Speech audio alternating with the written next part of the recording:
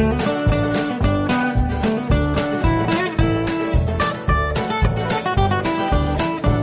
Everyone, good morning, welcome back to my channel Sutapa's lifestyle. আশা করি তোমরা খুব ভালো আছো আর আমিও অনেক ভালো আছি। তো সকাল সকাল স্নান টান কমপ্লিট। দেখো এখন ঘড়িতে বাজে 8:30।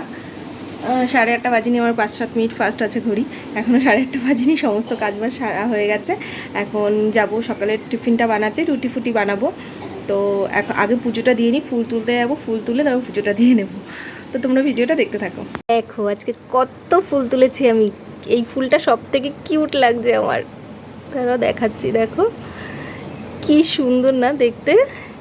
আর এই ফুলটারই এইটা হলো বড়, মানে এত ভালো লাগছে দেখতে ফুলটা। আর একটা পদ্ম ফুল আছে, এখানে সাদা ফুলগুলো আছে, আর এদিকে জবা ফুল, এই যে ঝুমকো যে জবাগুলো বলে, সেই ঝুমকো জবা না কি যেন বলে এটাকে। যেসব ফুলগুলো কি সুন্দর লাগছে ফুলগুলো দেখতে, মানে এই ফুলগুলো আমার বেশি কিউট লাগছে। কি সুন্দর না দেখতে।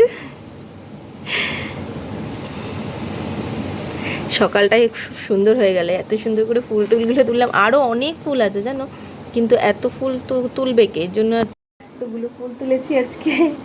মানে এত ভালো লাগছে সকালটা, মানে এত সুন্দর হয়ে গেল, এত সুন্দর ফুল টুল তুললাম। এখন আমি একটু পুজো দেবো আর মাকে গিয়ে দিয়ে আসবো, মানে আমার শাশুড়ি মাকে। শাশুড়ি মা পুজো দেবে আর আমি ফুলগুলো, মানে আমার তো অল্প একটা শুধু ঠাকুরের, গণেশ ঠাকুরকে শুধু লাল জবা দেবো আর একটু সাদা ফুল দেবো ব্যাস। আর এইখানে আর যা ফুল তুলে আছে মাই পুজো দেবে। মার ঘরে তো লক্ষ্মীর আসনটা পাতা, তাই মাই পুজোটা দেয়। যাই হোক এখন পুজোটা করে নিই, এখনও সিঁদুর টিঁদুর কিছু পরিনি, আগে পুজোটা দিয়ে নিয়ে তারপরে সিঁদুর টিঁদুরগুলো পরবো। তো কি ভালো লাগছে এটা দেখতে। আর এই ছোট্ট ছোট্ট ওই জবাগুলো, জবা ফুল না কি ফুল বলে জানি না ওটাকে, খুব সুন্দর দেখতে এগুলো। মানে এগুলো সব আমাদের বাড়ির গাছেরই ফুল। তো তোমরা ভিডিওটা দেখতে থাকো, মাকে ফুল দিয়ে আসি। ও মা, তুমি ফুল নাও, এখান থেকে রাখো আর আমাকে দাও। দেখো স্নান পুজো টুজো সব হয়ে গেছে, এখন আটা মাখতে বসেছি, সকালে টিফিন করব। স্নান করেছে যে মনেই হচ্ছে না, মানে এত ঘেমে গেছি পুরো, মানে মনে হচ্ছে আবার ঘেমে স্নান করে গেছি, এরকম অবস্থা। তখন আটাটা মাখছি, রুটি করব, সবাই মিলে রুটি খাবো আর একটু কিছু করব রুটির সাথে। করে খাওয়া দাওয়াটা আগে সেরে নিই, তারপর বর গেছে বাজারে, ও আসুক তারপর ও আর আমি একসাথেই খাবো। ছেলেকে দিয়ে দিয়ে, এখন ছেলে সবে উঠছে আর কি, ওঠেনি এখনও। ছেলেকে খেতে দেবো আর শাশুড়িকে দিয়ে দেবো, তারপর আমার বর আসুক, তারপর ও আর আমি একসাথে খাবো। ততক্ষণ আর যা কাজগুলো আছে টুকটাক সেগুলো সেরে নেবো। তো তোমরা ভিডিওটা দেখতে থাকো, আমি আটাটা মেখে রুটিগুলো কমপ্লিট করে নিই। আটা মাখা হয়ে গেছে, রুটিও করা হয়ে গেছে। যে মাকে দুধ আর রুটি দিয়ে আসতে যাচ্ছি, কারণ মা দুধ দিয়ে রুটি দিয়ে খাবে, তার জন্য। এই দেখো একটা রুটি আর একটা মিষ্টি দিয়ে আমার ছেলে খাবে। কারণ চিন্তা করো এত বড় ছেলে, ও বলে একটা রুটি আর একটা মিষ্টি, এটাই ওর সকালের খাবার। কি বলবো বলো, গরমে যতটা কম খায় খাক, কোনো অসুবিধা নেই, জল খাইয়ে খাইয়ে আমি পেট ভরিয়ে দেবো। কারণ আমি প্রচুর নিজেও রান্না করতে করতে জল খাই, ছেলেকে তো খাওয়াই।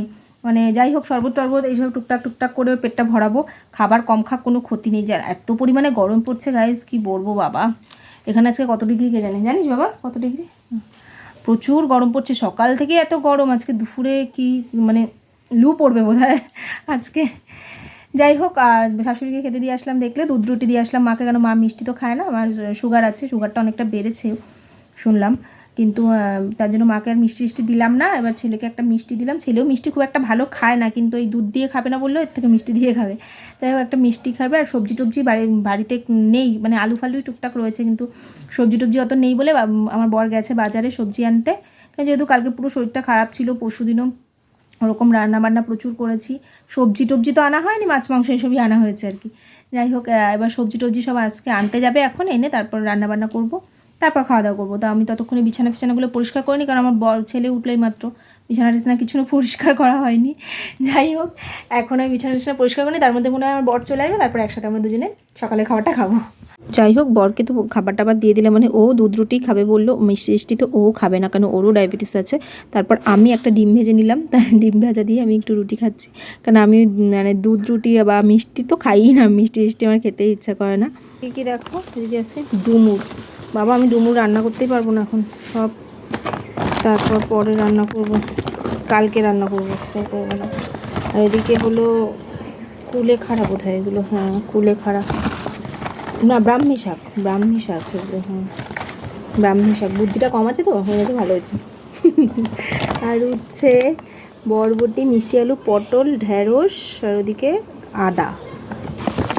এই হলো বাজার, আর এই যে আলু, এই বাজার টাজার সব নিয়ে এসছে করে।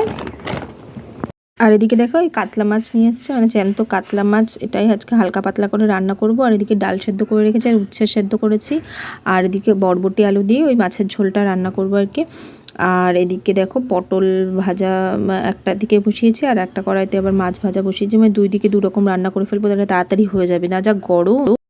বর দেখো যে আম নিয়ে এসছে, কারণ আমি ওকে আম আনতে বলেছিলাম, ওকে একটু টক ডাল করবো, কারণ আম ছাড়া ভালো লাগে না। বরকে বলেছিলাম আজকে তাড়াতাড়ি বাড়ি আসতে, তাও তাড়াতাড়ি বাড়ি চলে এসছে, আম কিনে নিয়ে আসতে বলেছিলাম।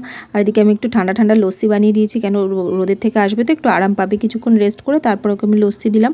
তো লস্যিটা খেয়ে বললো, বাবা তোমার আবার বুদ্ধি হলো কবে থেকে এত? হয়েছি না, বুদ্ধি আগের থেকেই ছিল। একটু নিয়ে নিলাম, কেন রান্না করতে করতে একদম ঘেমে গেছে। বরকে একটু দিলাম, আর আমি একটু নিলাম, আর ছেলের জন্য একটু রেখে দিয়েছি। ও একবার স্নান করেছে, কিন্তু আবার গেছে স্নান করতে। এত গরম গাইজ, মানে আমি যদি দু তিনবার স্নান কর, মানে ডাক্তাররা এখন বলছে 2-3 বার করে বাচ্চাদেরকে স্নান করাতে, শরীর পুরো হিট হয়ে যাচ্ছে না, এই জন্য। যাই হোক, লস্যিটা খেয়ে নিই। দারুণ, মানে অমৃত। এখন ভাত ফাত না দিলেও হবে, মানে এখন একটু টক ডাল বা এই ধরনের কিছু লস্যি ফস্যি হলেই শরীর ঠান্ডা হয়ে যাবে। আর মাছ ফাছ তো এখন দেখতে ইচ্ছা করে না, এত বাজে লাগে।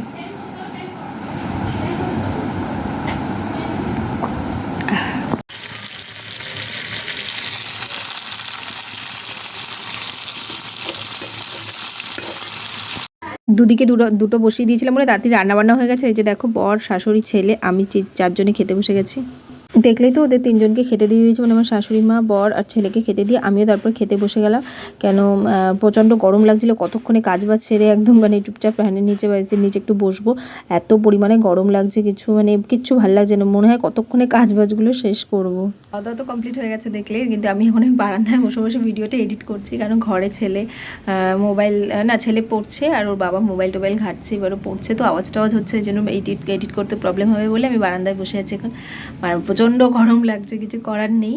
যাই হোক, এখানে বসে বসে ভিডিওটা এডিট করে নিচ্ছি। তো আজকের দিনটা তো এইভাবেই কাটালাম। সকালবেলাটা খুব সুন্দরভাবে শুরু হয়েছিল, বেশ ফুল টুল তুলছিলাম সকালবেলা, স্নান টান করে নিজেকে বেশ একটু লক্ষ্মী বউ লাগছিল।